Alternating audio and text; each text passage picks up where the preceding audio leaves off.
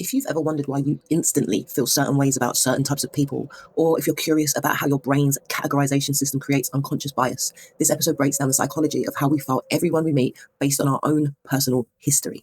Okay, hey, this is Francisca, and this is my mid-crisis life, and today is Monday Mindset. So yesterday I was talking about this experience that I had this week, this incident where my son got robbed, and I was talking about this idea of how we associate to the experiences that we have. And I just wanted to talk a little bit more about that. I think just on a base level, right? We as human beings, we have eyes, yeah? So we can see, most of us have eyes, right? So we can see what's going on around us, right?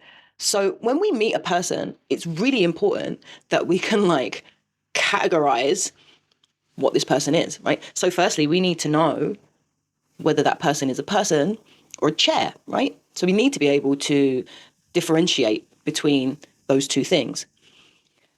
And then, as a person, we kind of then automatically categorize what that person is, right? Are they tall? Are they short? Are they man? Are they woman? Are they black, white, Chinese, whatever, right?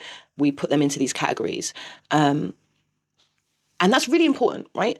Because otherwise people would just be walking around kind of like anomalies, yeah? Like just as big blobs of nothing.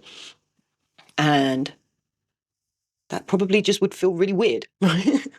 We wouldn't be able to tell if that was our partner, our mom, or the cat that we're currently cuddled up to, right? So we kind of need to know who people are. We need to be able to categorize them so that we can discern actually who the fuck it is that we're talking to at this moment in time, what the history is of this relationship with this person and whatever else, right? But I think the problem arises when those categorizations have a feeling or a memory or an experience associated with that category. Now, the thing is that it's completely impossible not to associate a category with an experience, even as base as this man is a man. My dad was a man. What's all the memories that I have with my dad and what he taught me about what men are and what men do and how men behave. And that's a woman. My mother was a woman. What are all my associations with my mum, right? And what that means to be a woman. And then, I don't know, because those categories can become so nuanced, right? Based on how deeply we know, or how deeply we want to look at, or how deeply we categorize that person.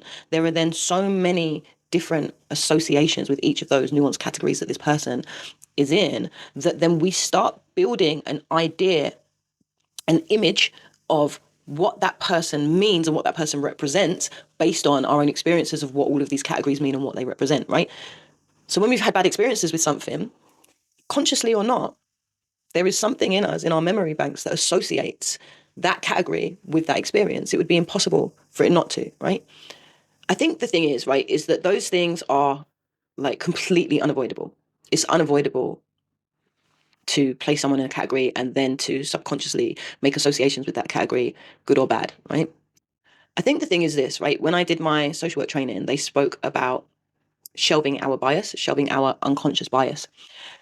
So I think the best thing that we can do is that we can become more consciously aware of our unconscious bias. So really look into and think about, what does man mean to me? What does woman mean to me based on all of these experiences that I've had with men and women? Like, what does a tall person, a short person, what does a blonde person say to me? Like, what does someone with an accent say to me? What does someone who wears jeans or, I don't know, suits or tracksuits? Like, what does that mean? What does it associate to me? What's really the truth? Not what's politically correct about these people or what I should think about them, but actually what do I think about them based on my experiences and based on my associations with those people.